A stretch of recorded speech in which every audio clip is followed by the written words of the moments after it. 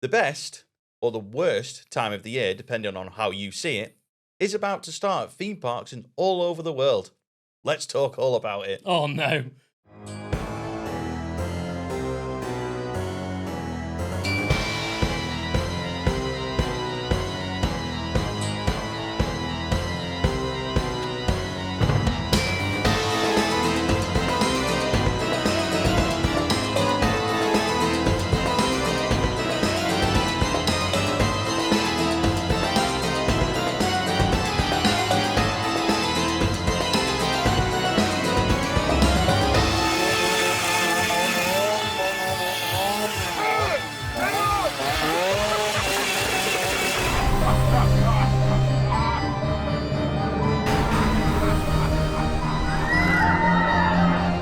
So, Halloween season is coming. Yes, I know it's only August, but Halloween season is literally coming. It's one of the biggest and best time of the year for theme parks. They make lots of money. It's now as profitable as summertime, but not everyone likes it, like this guy.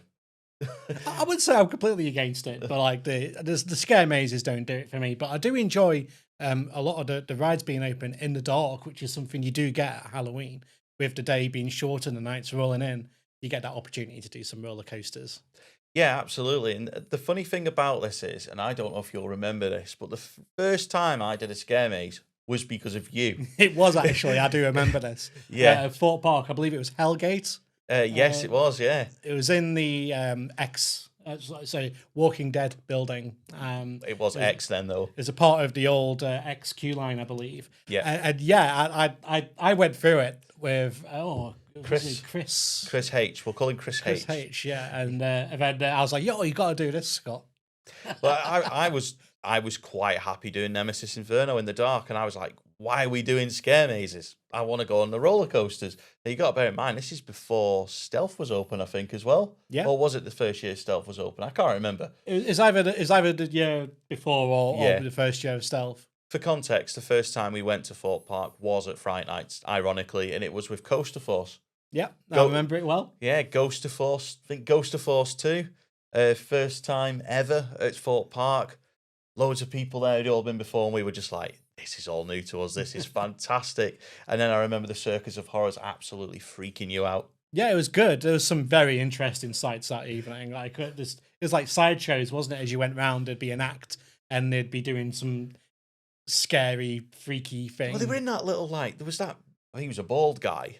Like, we can say that. And he was in this, like, really little container. Yes, But he was fine. And then there's this other guy, and he's stretching all his, like, his skin, and it's like... yeah, the guy who like pulled his chest over his head, didn't he? Yeah. That was weird. Yeah, that's not, I'm not even going to try that. I mean, what even made him think, you know what? I'm going to try this. Oh, I could make a Special living skill. out. Yeah, I could make a living out of this. But let's talk Halloween. Like, obviously, I know that you don't particularly like the scare maze stuff, but I managed to get you to do Halloween Horror Nights last year. Busch Gardens is Hallow Scream, and SeaWorld's Hallow Scream. Yeah, and I was all Halloweened out last year. You even did Scarefest. I did do Scarefest. Yeah, so what is it that you don't like about it? I'm going to ask that because, like, from when we do Halloween content, there's always comments like, this is not for me, and then other people are like, oh, I love this content, it's my favourite time of the year. And I've found, from my experiences of this, you either really like it or you really do not like it. I don't find there's much of an in-between. So I know that you've done some events for me, and I know you're going to come to one event this year. It's going to be Tully's, isn't it? But before we get on to the subject of why you don't particularly like it, I think you'll like Tully's for the atmosphere and not so much for the scare mazes. But anyway, why are you not into it? Yeah, so I think it's more for me. It's the anxiety of jump scares. I just can't take it very well these days. Like I'll give a good example of Saw's queue line when you're underneath the gun. Always picks me to fire, and that makes me jump a mile. I just can't handle it very well. I know some people get a really big adrenaline buzz out of that, but I don't seem to get any adrenaline kick out of it. It just seems to make me feel really awful. It's probably the best way of it. So I don't find it a particularly fun experience for me. But I did do over at Halloween Horror Nights, and it's interesting you should say, Scott, about how the atmosphere and everything. Yes. And the mazes, well, they're not called, but they were called houses, aren't they? Over Yeah, there? yeah. And the houses, there were like the Ghostbusters one, for instance. There wasn't really anything particularly scary, and the way that you kind of go through as a constant line of people means that you're not really getting that jump scare consistently one after the other, and also you get to see some really cool scenery. I think when the car came through the wall, I was just like, "What? How does that work?" Like, it just the technical side of it was quite impressive at the Universal mazes. I really enjoyed my time at Universal, and I actually did more mazes than I said I was going to do. You did. You did. I can't remember how many it was. I think I said 2, didn't I? Or... You originally agreed to 2. Yeah, I remember the deal for Halloween Horror Nights was kind of like, if you came to it, I had to get the ticket. And then I was like, okay, that's a deal, but you've got to do at least one maze to make it worthwhile. Yeah. Because it's not a cheap event. And you were like, no, I'll do 2. And I'll do the scare zone. So I was like, you know what, that's fair enough. And you get to do the Mummy as well and all the other rides that are open. So I thought, you know what, that's fair enough. So if I remember rightly, we literally went straight to the Ghostbusters maze. Queued about an hour? Yeah, about that. I think that was the first one we went to, and it was quite popular down there. But yeah, about an hour-ish we waited for that one. Yeah, and then after that, I did quite a few of them by myself, whereas you were doing the Mummy and just sort of taking in the atmosphere and doing the scare zones with me and stuff like that. Because with the scare zones, it's not intense scares. Like, they might come at you and go, boo. But it's not, like, terrifying. No. I wouldn't say. But then I think you said that the other maze you were interested in was the Universal Monsters. I think it was it Bloodlines it was called? Yeah, I think more interest in that because of the upcoming Monsters Unchained. Yes. I thought it'd probably be a good introduction to remind me of the Universal Monsters. And they were all in there, so it was really good, to be fair. And then it was that good, we came out of that one and you were like, I'm up for doing this one too, because I'd literally been in the one next door to it. Like, if you've ever been to Universal Studios, you'll know that the park's not massive. But then when they do Halloween Horror Nights, they open up the back bit where there's loads of mazes out the back bit. And literally they've got one right next to the Universal Monsters one called Goblin's Feast, which I did first on my own. I think I queued 10 minutes. And I had, if you've been to Halloween Horror Nights, you'll know it's conga lines all through the mazes. But it wasn't for that one. There was only small groups because it was that quiet. And I had a great time, and I was obviously going on about it for ages to you, and then you were like, oh, I'll do it then. I wish I hadn't, to be fair. That one we just did, the Goblin thing. The Goblin Feast. Whatever. I couldn't get out quick enough. I would have sprinted. That's meant to be fun. Yeah. I'll be honest, I don't think I'm good out for mazes. Nah. That ended your evening at Halloween Horror Nights, didn't it? It ended me doing any mazes. I did a few laps on the Mummy after that, but and that's something to add. Like, it's not just all about the mazes. Like, if you have a group of you and you do want to go, and some of you want to do the mazes and some of you want to do the rides, like, you can split into 2 groups. Like, the wait time for the Mummy was walk on, and I believe Rip Ride Rockit as well. And to be fair, you do get to see some really decent views of Rip Ride Rockit when you're queuing for the mazes. So when we queued for Ghostbusters, it was right on top of us, wasn't it? So, literally. And it's going to be interesting this year to see what that looks like, because obviously at the time of this going online, that is now closed forever. So it's going to be interesting to see what it looks like. But I think it's interesting with Halloween because initially I was really, like, as you know, when I did Hellgate with you, I had so much anxiety in the queue. I thought I was going to have nightmares and everything after it. And you'll remember, I loved it. And you were like, I'm not doing that again. And I'm like, do it again, do it again, do it again. And then I couldn't find anyone to do a scare maze with me after that for years. And then I went to Pleasure Beach with my friend Graham, and he was like, let's do Passage del Terra. And I was like, yeah, all right then. Didn't really know what it was. And then it was a scare maze, and that just really hooked me onto it. And then after that, every year it's like I've been like, I need to do a scare event, and it started with like Fright Nights, going to Fright Nights to do the mazes and not just the rides in the dark. And every year it's built up because I love the atmosphere. Like, you walk around a theme park in the dark and something changes about it. It's obviously at Halloween, you've got that spooky feel, you've got the mist at like Universal. But Thorpe used to do that as well. They used to have mist everywhere, and so did Towers at Scarefest. And you remember you walk around the dark walkways, there'd be those little candle lights, and there'd just be smoke machines and generators. Yeah. Lots of generators. Lots of generators. Yeah. So I think, like I say, for me, Halloween is like all about scares now, but I do enjoy going on the coasters in the dark too, especially if like now, obviously Blackpool have got their scare event. I went to Journey to Hell for the first time last year, and I really enjoyed it because the only reason I went was because they actually offer the ride experience alongside the mazes, which is something I've been saying I really wish they would do for a long time, and they did it. And I had a great evening, and you did, and Yeah. everyone got something out of the evening. And even like the roaming actors they had there were really good as well. So even though I didn't go on any scare mazes, I did have that interaction with the actors on the pathways, and Yeah. I feel like it was a perfect mix when it comes to like UK scare attractions for me. I think it would be quite interesting if we have a chat about Scarefest at Alton Towers, just to kind of cover that one. Yeah, you can do. I mean, there is a video that has gone out on the channel 2 weeks ago, but by this point, I would imagine all the details are out there now. When I recorded that, I'd got my script ready, did the narration, put it in Premiere Pro, and then Towers announced something new, and I was like, great. Yeah. So, yeah, that was a bit of a rush job in the end because I had to re-record bits of it. And if you've watched it, you'll probably see the bits that I first recorded and then second recorded because it doesn't fit great. But it was like, obviously we upload at the same time on the same days every week, and it was kind of like, if I don't do this quickly, I'm going to miss my upload spot for the day. So yeah, a bit. I don't like to have to leave uploads to the last minute like that, but I'm ignoring the subject of Scarefest because I'm going to get shouted at for talking about Towers and Scarefest. Okay. I think we should talk about other UK events because I feel like I've slated Scarefest enough. I'll just take a couple of minutes to talk about Scarefest Go myself for it. then, because I see Scarefest very differently to how you Yeah. see Scarefest. So Scarefest for me is more about the roller coasters in the dark, which is something that can be quite hard to do at Alton Towers, especially if the only other opportunity really is fireworks. And you're not getting on many rides during fireworks. It's one of the busiest days of the year. You're going to struggle to get on pretty much any rides in the dark. And obviously Dark Forest closes for the fireworks as well. That's where the fireworks are launched from. So Scarefest is your opportunity to kind of get your 13 in the dark, your Rita in the dark, Oblivion, Smiler. So I think it's great for that. And I really appreciate Scarefest for kind of allowing me to have them night rides on those attractions.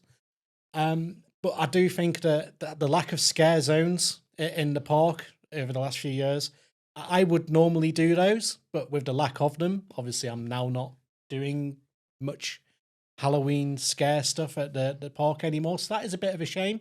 And obviously with the actors as well, not really being out on the park is a big shame as well. So maybe they're going to mix it up. They've still got a few months before the event. We'll have to just wait and see what they come up with. Yeah, I mean, the issue is we know that I don't want to talk about it too much. I feel like we shouldn't dwell on this too long. We know entertainment got cut, and I do really hope that doesn't affect the event even more. But our RWS Global are involved this time, and they are in charge of the casting, all the scare actors and other roles. So it could be different. But let's move on because I think I'd like to go back to Journey to Hell for a minute and just say, like, when it first started, it was terrible. Like, it genuinely was terrible. It was like, me and Mark did not scare night. We did the staff preview night. We were given a great opportunity to do the staff preview night of the first ever Journey to Hell sort of dress rehearsal. We did it, and we basically ran to the seafront to film a video and say how amazing it was. We then did it 2 nights later on the official opening night, and it was dreadful. And we were like, how does that happen? And then we did it, I think, 2 years later, because obviously the first year was 2019. Then COVID stopped it. 2021, it came back and it was bad again. And it was just like, I'm never doing this again. But last year we said, let's give it a try because the marketing's changed, the rides are open, and they got the right balance. You've got rides, you can actually go to that and not worry about doing any scare stuff. You can just go, you can enjoy the Grand National, you can enjoy, was Big Dipper open? I can't remember. I know there was loads of rides open in that North Park area, and we were lapping them. Like, I know we lapped the Grand National anyway. I did. Yeah, I know you did, but then I did a lot of laps in the Grand National. because I think me and Mark did the mazes, and then we were like, should we just do the National? Yeah. And we're like, yeah, let's just do the National. And then no one was really going on it. Yeah. And it was quite a busy event because the scare mazes were really busy. Yeah. But the Nash was walk on, so it's like, yes. I know, because I went round on the Nash, just me. Yeah. The other train was empty and me on one train, and that's something I'm never going to forget, really. It was bizarre. Yeah, I have done that. I have been on the Nash on my own when it's just me and the other train when we did the POV in 2019. And in the daytime, that was weird was like racing against an empty train. It was a little bit odd. Yeah, so to give the due to Blackpool, I do think that they have listened to the feedback over the past few years, and they have made a much better event. I really hope they expand on what they've created last year. I think that the main thing I just want to see the big one open. I know it's going to be hard for them because it increases the size of the park. They can't limit what they show to guests, but I really think it would be worth getting the big one open because I love it, and it would just be so good to have that on a scare event. The issue is if that's open at night and I'm there on a media night, supposed to be reviewing everything, I'm going to be like, do you know what? I'd be like, whoever's with me, be like, there's the camera. I'm just going to pick one all night. It's probably a good thing it's not on the event. I do remember them saying last year, though, that they had the condensed North Park event last year, whereas the years before it was the whole park. They actually employed the same amount of staff and actors last year, but because it was all condensed into that tight space, you saw actors everywhere. Yeah. Whereas the years before it, you'd be walking on big dark walkways through Pleasure Beach and nothing would be happening. You'd be like, what's the point? Yeah. But I've always thought they have the potential to actually have the best scare event in the country as far as parks go, because you've got the park is just creepy in the dark anyway, with a laughing man and everything. So there is untapped potential there, and I really hope that it becomes a big event to the point where they can go, actually, we are doing the whole park. Yeah. But no, Halloween's getting more and more popular every year, so there is a chance that's going to happen. Yeah, no, definitely. I think that if they carry on the way they have been, I think they have got a good base to work on. Yeah. So moving away from any particular events, I'm going to talk about why I like Halloween so much. Because obviously I mentioned about the fact that it started for me by being terrified in Hellgate with you. Then I did Passage del Terror. Terrifying. Loved it. And the year after, I was like, I need to do Fright Nights. Again, loved it. But that was in an era when they were very, very brutal, the scares at Fright Nights. And I still really like Fright Nights, but that was brutal back then. And you had the scare zones, the fog, the changed audio. It was like 7 mazes. It was a bit crazy. But then it was like every year I'd do a different scare event.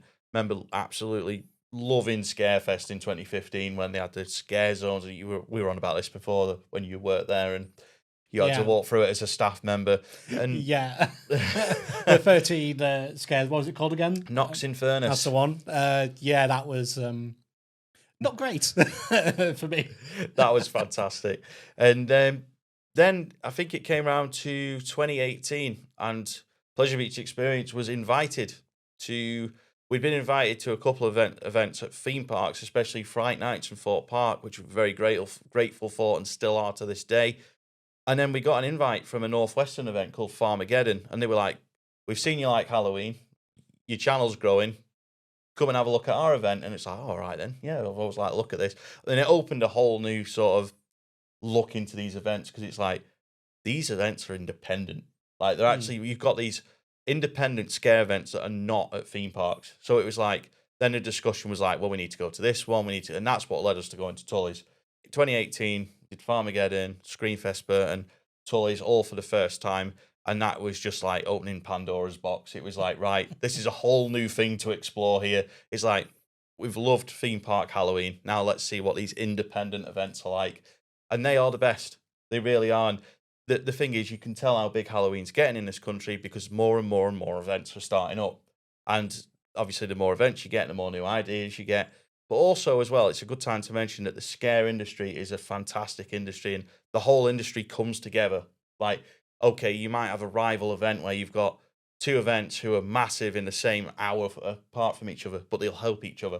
One runs out of chainsaws, they'll help each other. You know, you might not always get that in other industries. Dog eat dog, but the scare industry, they're competitive, but they all work together. Yeah, I think that's nice to see, isn't it, in this day and age? Yeah, because when we went to ScareCon, me and Mark in May, I thought it was brilliant because I got an insight from so many different people about, and you go there and you see it's like the IAPA of the scare world. You've got all these little pop-up exhibits, and got these. You'd been horrified at some of the stuff that was there, like probably like the bloody stuff, especially. No.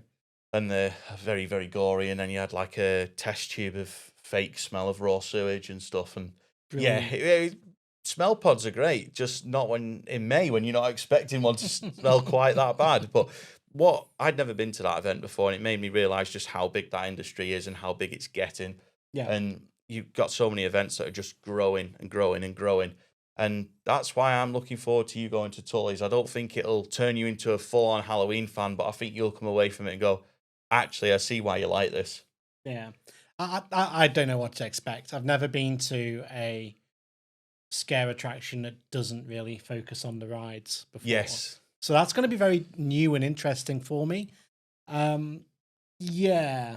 I'm very nervous. I'm very skeptical about just this thinking, one. just thought about that now. The fact there's no rides. Well, there is rides. There is rides. some rides. It's not the main focus though. No, the main no. focus. I think they have some temporary rides, don't Yes. they? But there's the main focus is the actors, the mazes, the street entertainment. So it's going to be very different for me. But I said I'd give it a go. And I don't know how I got roped into that one really. Well, you asked me to go on a ride at Universal, and I agreed to it if there was a deal in place for you to go to Tully's. I feel it was like an unfair trade. It was an really, unfair deal, but you agreed to it, and it's on camera, so yeah, you can't really get out of that one, I'm afraid. The first time we went there, I'd looked at it in 2017, and to be fair to the team at Tully's, they had invited us to go in 2017, but we couldn't make it, and I remember being really gutted about it at the time. So we were like, we need to figure out going in 2018. But still, there was like we're theme park enthusiasts, we're roller coaster enthusiasts. Are we going to enjoy, like you've just said, an event that doesn't have rides? So that when the invite came again for Farmageddon, for Screamfest and Tully's, it was like, are we going to enjoy these events because there is no rides? Is it the rides in the dark that we're enjoying, or is it the Halloween? Is it the spooks? And like I say, when we went there, and it opened a whole new sort of like, it opened the new doors. It was just like, what is this? Like, this is incredible. And then you go back to some other events you've been going on about for years and saying how amazing they are, and go, actually, this could be a lot better. Now I've seen what is possible at this time of the year. Yeah. But it really shocked me the first time that, like, not so much Farmageddon, because that was mainly just mazes the first time I went, but like Screamfest Burton, I was shocked at how many actors were just on the pathways as well as in the mazes. And then the following night we did Tully's for the first time, and it was just like, what on earth is going on in this place? It's like, I've read online at the time there's like 9 scare mazes or 8 mazes at the time, and I'm thinking, right, I'm just going to turn up and it's going to be like a theme park, and I'm going to go from maze to maze to maze to maze to maze, and my night's going to be done. And I've got there, and then there's all these different characters on the pathways, and there's a band on, and there's music going on, and you've got rides everywhere and catering, and people are just, staff are coming and saying, oh, you're having a great night, and they just look after you. And the staff look after you because they care about what they're offering. They care about their product. It doesn't matter what bit of the business they work in. This is most Halloween events. It doesn't matter where they work in the business. They want to make sure that you're having a good time. And that's what we felt the first time at Tully's. But not only that, we came away going, can't really remember much of the mazes because the street fair was so good. And it's like, that was the lasting memory. It's like, we do need to go back and actually do the mazes more, so we can actually learn more about this event. And now we go like 3 times a year. And it's fantastic. And I think you'll like it. I think that you kind of like mentioned something a little bit earlier about the intensity of the UK scare mazes compared to what we have over in America. Yes. And I think I strongly agree with that statement that the UK mazes tend to be a bit more brutal than the ones over in the States. So the houses in the States are nowhere near as quite as intense as some of the ones you get over here. I think that they're more happy to kind of isolate you over here as well. And I one point to mention, when I went to Park Warner, I did.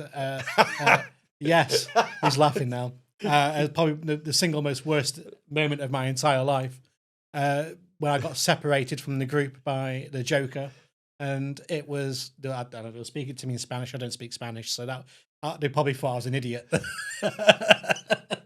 But yeah, and obviously that was like, I don't like that at all. The thing is, I've still got the message from, and in that message it said, don't worry, it's not a traditional scare maze, it's more of a walkthrough, but with actors. Oh, okay. I'm a DC Comics fan. It's Batman themed. Let's do it.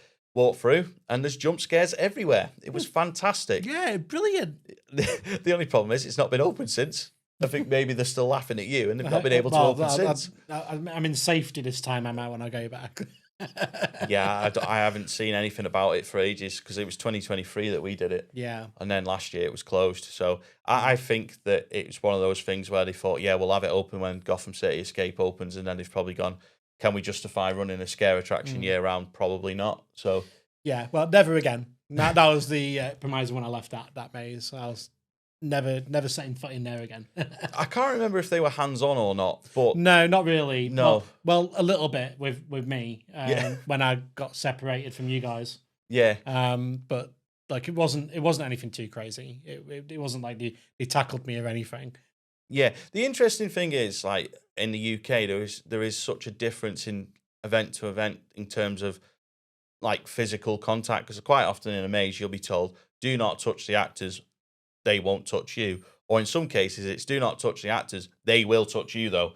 And it's like, right, okay. So, for example, Tully's, the Howl, they won't touch you. The actors won't touch you. Whereas on Fright Nights at Thorpe, survival games, they will push you around. And it's the same in Compound at Towers, I think, as well. Whereas, and I'm sure you'll remember Subterra. I don't know if you did it, but you would get separated and they would pin you up against the wall. And there was a bit where you had to crawl through and they'd be pulling your legs and pulling you back and stuff. And that's very, very hands-on. No. And that probably scares me more in a maze than someone jumping out and being like, boo. Even though a jump scare will get me, it's more the sound of a jump scare, like an air cannon going off, or like you say, the gun in Saw's Cube, or it's usually a loud banging noise that will make me jump. Whereas an actor jumping in my face will make me jump if it's unexpected. But if I kind of know they're going to be there, I might jump, but not quite as much as if someone lets off an air cannon or something behind me. Because one of my favourite things in one of our Halloween videos was in 2019 at Hallowscream York, and I can't call it what we called it in the video at the time. There's this massive like cushion thing that you had to squeeze through, basically. And just as we got to it, this air cannon went off. And I've never seen Mark squeal and shout so loud in a video. And we've all seen what he's like at Halloween. But I think they said when we came out of it that the whole event heard him scream because the noise was that loud. But it was vile. I'm glad I wasn't there.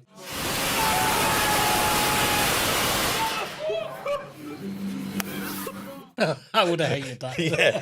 And so it's if I can find the clip in an archive, I will put it in the video. If not, I'll link to it at the top of the screen. But yeah, for me, it's like the physical side of it does sometimes, like, if you know you're going to get grappled, but you don't know where that scare's coming from, then it will make me jump, because like I'm sure people have seen Horror at Hinchinbrook videos. I don't think I could get you to that one. Never. Where literally you think you're sort of in a safe zone, and next minute you've got two hands on your shoulders and you're being wrestled to the ground, and it's just like, what on earth's going on here? Not a chance. Never. No deal or anything will ever get me to that thing. That's one place I'm never going to set foot. What about 500 likes on a video? No. 1,000? No. No, Million, no. No. It ain't happening. Flat no. Flat no, not even a lottery win.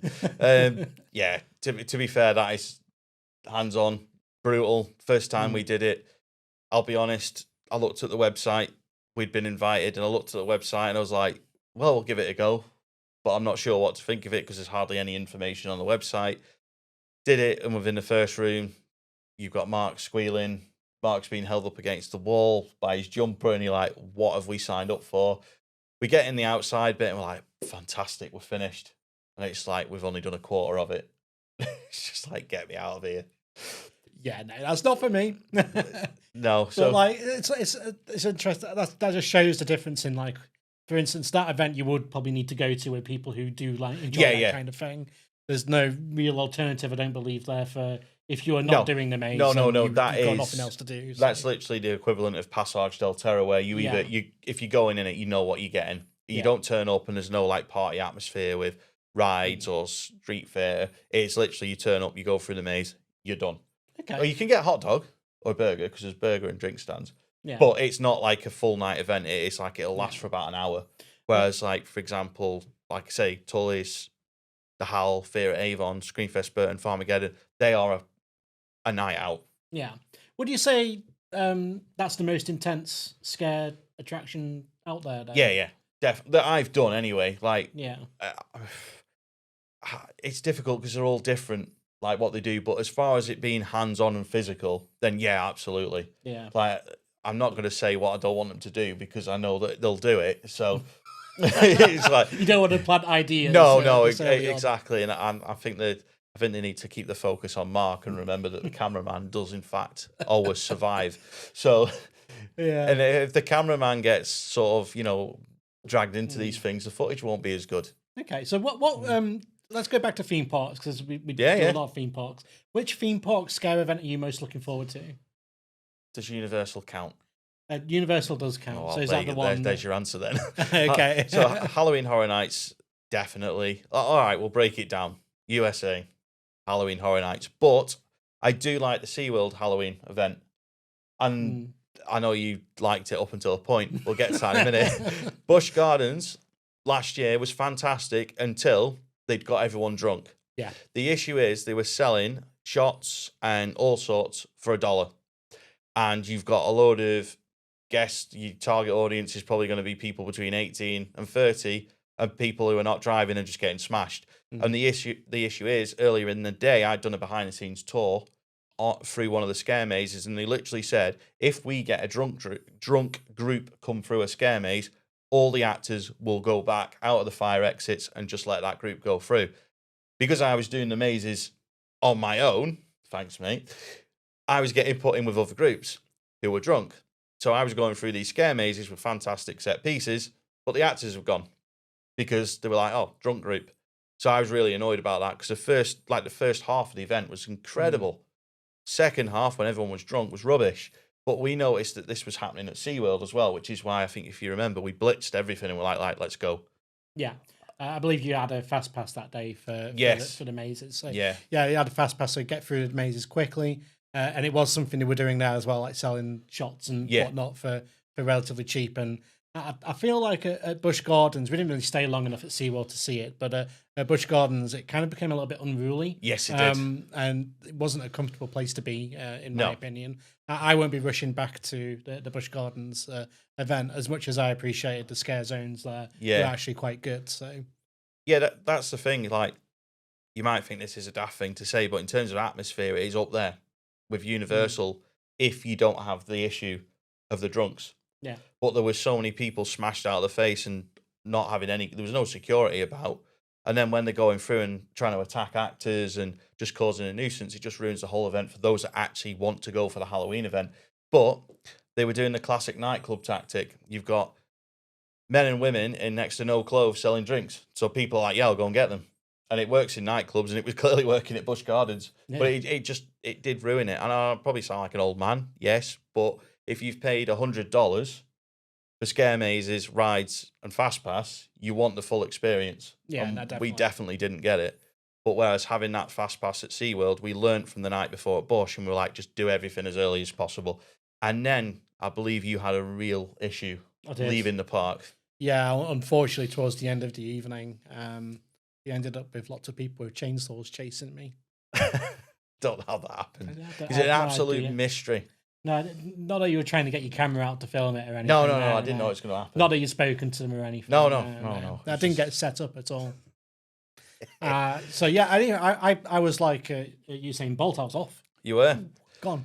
Never seen you move so quick, mate. So let's go back to what the ones I'm looking forward to. Obviously, are you doing Halloween Horror Nights this time? Because you were going to do it, weren't you? I'm not sure. No, I'm not okay. sure. Anyway, 2 vlogs coming from Universal Halloween Horror Nights very soon, so please do check those out when they're online. So yeah, that's the one I'm looking forward to the most in US. Europe, if we're not counting England, then there's only one I'm going to, and that's Portaventura. And then UK, in a theme park, is this? Yes. Fright Nights. But Okay. UK overall is Tully's and Hull, joint, because originally when I went to them both, Tully's was up here and Hull was here. Now they're like this, and the Hull got voted as the best event in the UK at ScareCon. I'm pretty sure it did anyway. And it is, it keeps getting better and better and better every year. Nat has now got the same vibe as Tully's with the Street Fair. So we might have to get you to that one at some point too. One's enough for me. One's enough for me. But I have noticed, even though I'm not really into it like you are, but there's a lot of new events that are kind of appearing as well, up and down the country. So if no matter where you are in the UK watching this, there's probably one of these kind of scare attractions near you. Is there any like new ones that you've been to that I think are up and coming? Or so there was one in Yorkshire last year called Screams at Thornton Hall, and that was what they did with that was fantastic. They did a great job. But there's so many new ones to talk about and so many events in the country that what I'm going to say is the best place to check this out is go to ScareCon. Okay. Michael Bolton's website is amazing. He literally goes to every single event in the country every year without fail. And he covers everything. I wouldn't want to be him. And he goes to Europe and does it as well. So we're going to move on from Halloween now. Okay. And going to basically wrap up this podcast by talking about why the podcast is ending for a while. Oh, and no. It's basically because of everything we've discussed in this video. I do Halloween. Steve doesn't. We're going to Florida at different times. And then obviously after you've been to Florida and I've been to Florida, we then get to Halloween season. Yeah. And you're going to be like, I'm not doing the events. Yeah. Obviously you're coming to Tully's. You might well do Scarefest with us. I don't know. Yeah, and obviously, I think Pleasure Beach I'll definitely be up for again, and probably a Scarefest as well at some point. So I'm not going to be completely absent, but no. I'll leave the professional to the scare stuff. You know, I'll do it a crampy style. I think you should come to all the events, mate. I'd quite happily sort that out for you. So that is why, at the minute, this is going to be the end of the podcast until the close season. So once the theme park close season kicks in and all the theme parks that we're familiar with have closed, we'll be back doing podcasts again. We'll have a new setup. We've got lots of ideas for it. This first sort of podcast season has been massively trial and error. We started with a random studio in Manchester. Then we decided to start filming at my parents' house, which is where we are right now, in front of the green screen, which is hopefully working, and I'm certain it will do. That's the thing. We need to make a proper setup, but at the same time, we literally do not have time for this now for like 2 months. Yeah. So basically, the podcast is ending for now, but it will be back in the closed season. So please do let us know in the comment section below, what can we do better? What would you like to see us do? We have ideas. We're looking forward to bringing those to the table. It might be this table. It might be a different one. Who knows?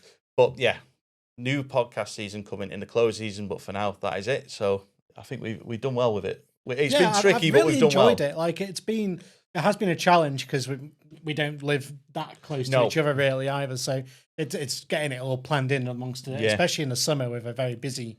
The theme parks are open. We're busy. We want to go and experience the roller coasters, but I think we've done really well to keep it going as long as we have done. And with the Halloween and with the two separate trips, we would have gone together, but unfortunately, I work on a budget, so I booked my a trip to Epic Universe 2 years ago. I thought that my trip that's coming up was going to be my first time at Epic Universe. Then I booked a trip to go to Epic in June, thinking that would be my first time, and then we went to the preview days in April. So I don't know how this has happened, but to be honest, this particular trip that is literally going to start appearing on the channel, it has been a long time in the making, this trip, but please do keep an eye out for lots more Orlando content coming to your experience guide in the coming weeks, probably about 2 weeks worth of content. Then it will be straight on to Portaventura.